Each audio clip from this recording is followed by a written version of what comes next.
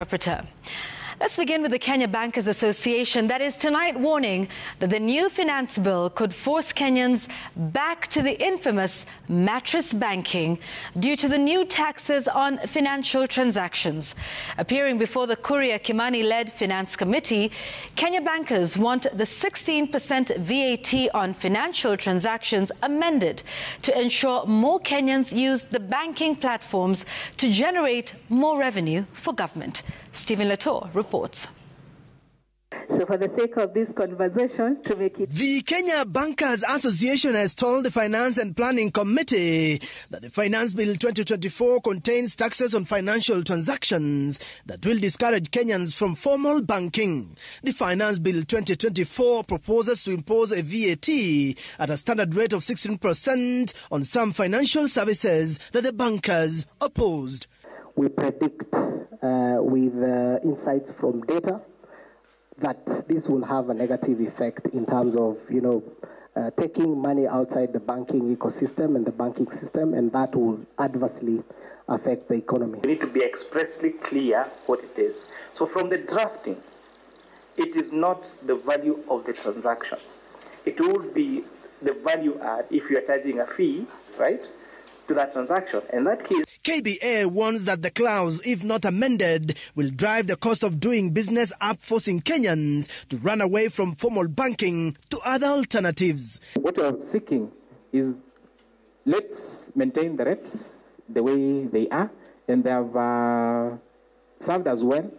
And as you're saying, we're giving ourselves targets as to how to increase revenue, be able to discuss as to what areas we need to be able to look at keenly. I'm also seeing that telegraphic money transfer services will be subject to VAT. Again, this means that transacting, especially the consumer-to-consumer transactions, will become 16% more expensive. This 16% VAT will affect issuing of credit and debit cards, telegraphic money transfers, foreign exchange transactions, check handling and processing, among others.